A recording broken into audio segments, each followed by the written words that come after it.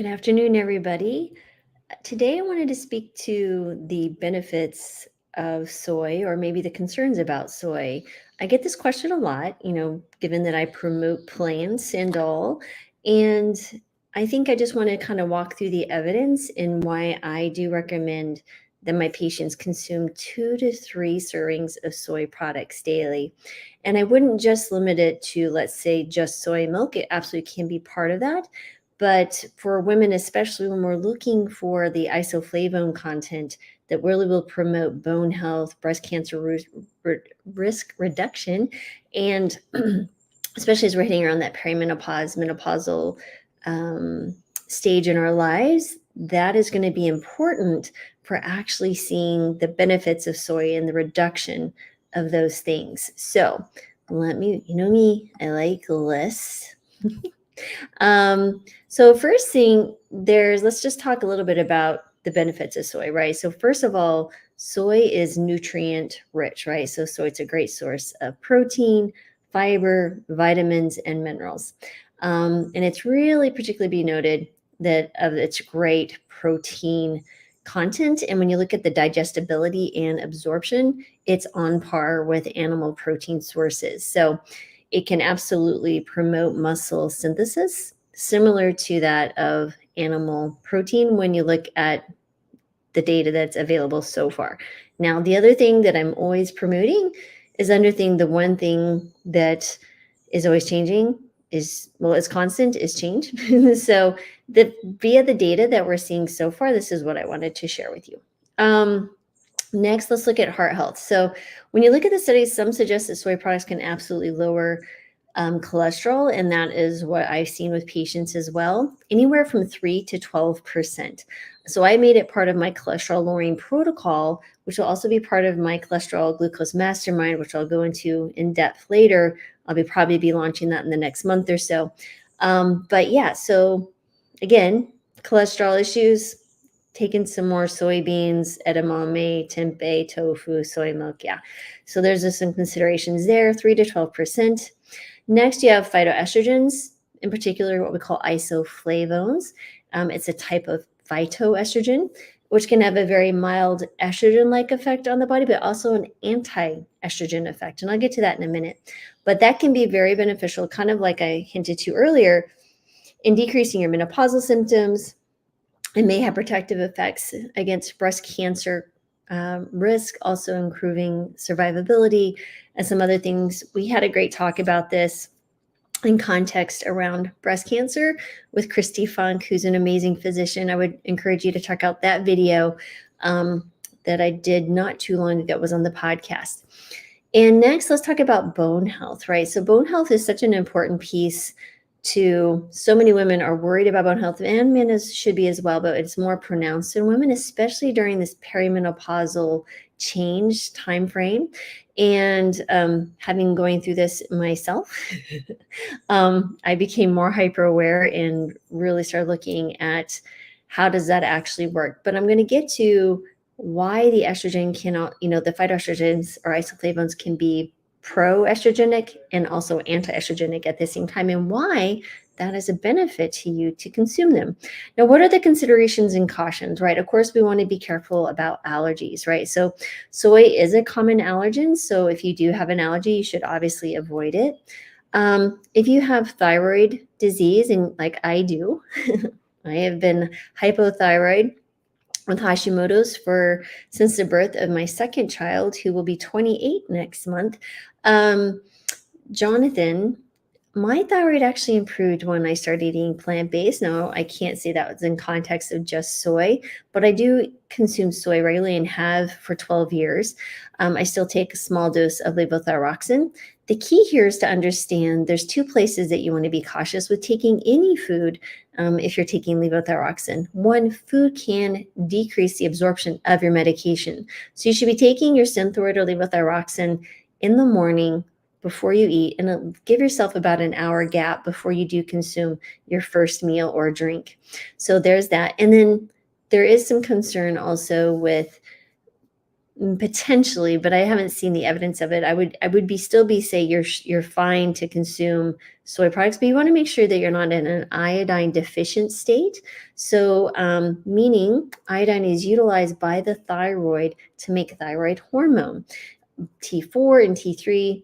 T3 is converted from T4 in the periphery.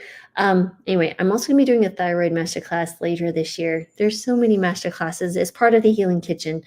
So if you haven't checked out our Healing Kitchen, check out drmarvis.com, join our email list. I send out lots of free stuff as well. Plus, there's tons of free guides if you don't want to join. I'm just saying that's available. But anyway, so there's some things there. So make sure you're getting at least 150 micrograms of iodine, which often comes in iodized salt. Again, you can get it in other places. I'm not going to go deeper into that right now, but be mindful when you're taking your medication with any food. But if you have thyroid disease and you consume soy, you're going to be okay. Just keeping those two things in mind. And then you also want to look at the quality, right, and the processing. So, there are minimally processed foods like tofu and tempeh and edamame, or the soybean itself. You can get, I think Eden has canned soybeans, which I have in my cupboard. So when you have highly processed soy products like soy protein isolate or soy protein concentrate, I would be more mindful that actually might be less helpful. Because there's some other things that tends to act a little bit more like animal protein. So again, any ultra processed food we want to avoid, regardless of whatever dietary preference you have. We can all agree that processed foods could be as much as cooking your beans, right? That's a processed food. But ultra processed foods, when you look at the ingredients and you need a chemical degree to understand what it even means, and your grandma's like, I don't understand this list of ingredients. Those are the foods we want to avoid, right? So if you have to ask yourself, what is soy protein isolate? Let's not eat it. Let's put it back and go get the edamame from the freezer section. And next, there are some genetic modifications in foods. Most of the GMO foods, like soy, are actually given to animals as feed. So most of the foods that the soy, like the tofu and everything you get for yourself for human consumption, is going to be organic. But you might want to avoid the GMO products if that is a concern for you. Again, I would be very, very, I guess it'd be sad to say that you shouldn't consume food just because they are GMO. But again, GMO is a touchy subject. I think there's other ways to consume foods. We should be looking at or we should be supporting organic farmers. And if you eat animal products, but you're also anti-GMO, you might want to look at what is being fed to the products that you're eating. So just throwing that out there. So again, I don't want to be controversial, but I'm just stating the facts. Let's jump back into how soy, right, the phytoestrogens, especially these what we call isoflavones, can act as estrogen, what we call agonists, meaning that when they act in the body, they promote estrogen-like activity, or they can act as anti-agonists, meaning that they actually inhibit or decrease the estrogen activity in the body. Okay, so first of all, I want to clarify that everybody has a different genetic makeup, different hormones, different biochemically. So things are, you can't say 100% this is always the absolute truth and this is how it's always going to act in every single person. But in general, this is what we see in humans.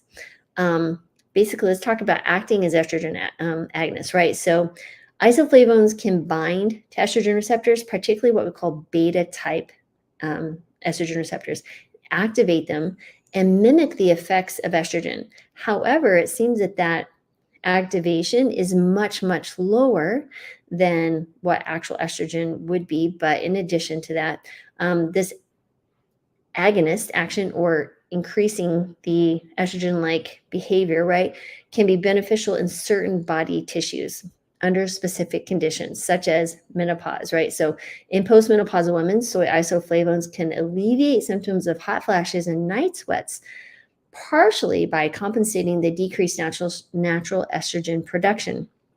However, what I would say to that is there's different types of isoflavones, and genistein in particular is helpful here, getting 20 to 25, I think it was milligrams 20 to 25, whatever it's measured and it's left me at the moment, is where you really want to hit that. And how much, I went and did some research on the USDA database, and it seems that the whole soybean, tempeh, edamame, those are the better ones than, let's say, soy milk. It's quite diluted by the time you get to tofu and soy milk. So, but the tempeh, which has a whole soybean, it's a fermented soybean, the whole soybean in a can or cooked bean itself, and the edamame have the greatest effect. And you can get just about that much with 1/2 cup serving of each of those. Okay.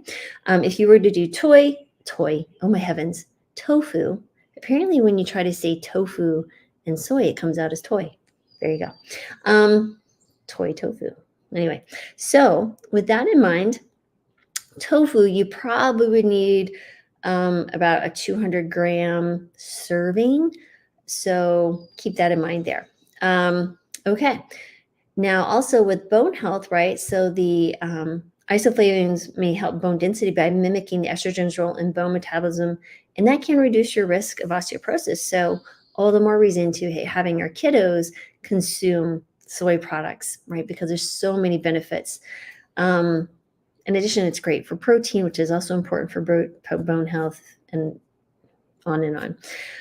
Now, how do estrogens, how do the isoflavones act as estrogen antagonists, right? So conversely, soy phytoestrogens can block the actions of the body's own estrogen by competing, right, for the same receptor sites, particularly what we call alpha type, right? So the estrogen alpha type, now, which can lead to estrogen antagonist effects. And this, for example, would be in breast tissue.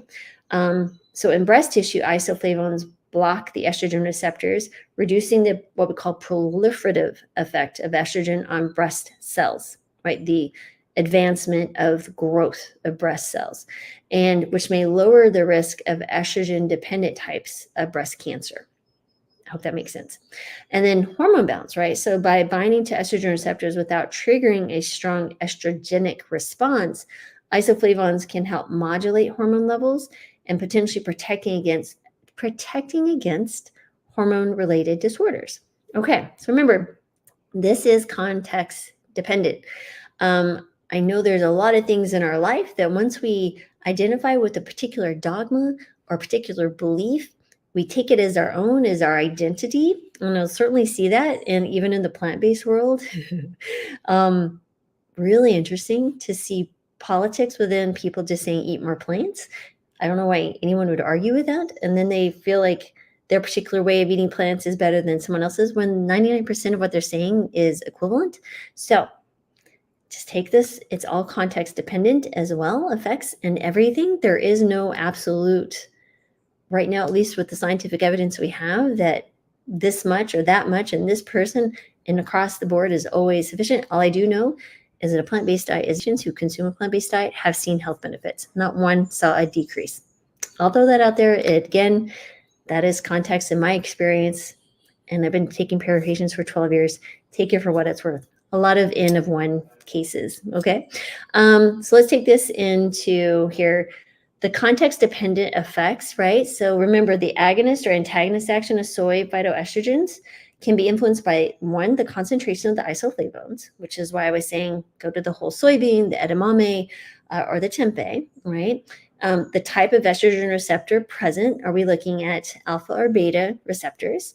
The level of endogenous estrogen, or the amount of estrogen that you make, as in my case, it has decreased since I went through some menopausal things, which has been interesting. Maybe I'll share that at some point. In May, I am doing a menopause workshop as part of the Healing Kitchen. And I'll be sharing, I'm sure, a lot of my own stories because they're quite comical.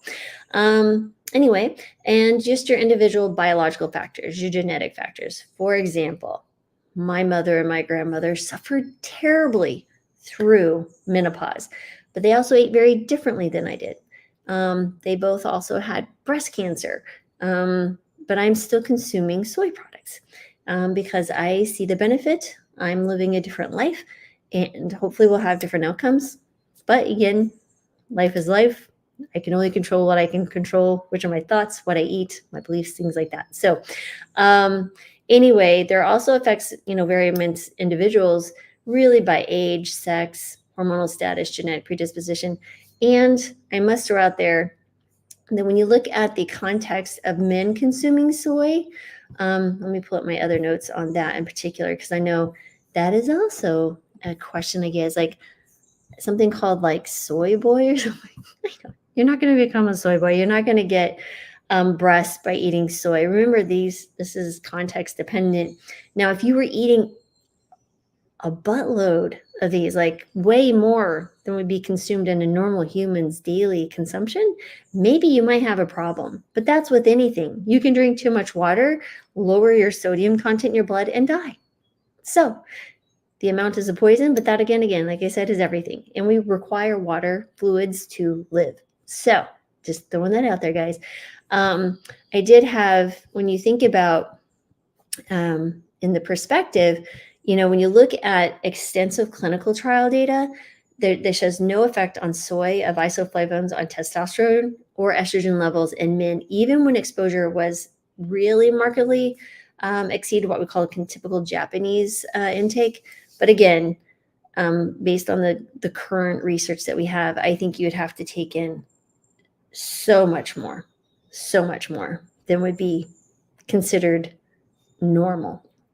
So I do find it rather entertaining, some of the comments people will make about things, including physicians, including myself. I'm sure in 10 years I'll be like, how could I see that? Why didn't I see that? The science has changed and I will have to change my stance. And that's okay.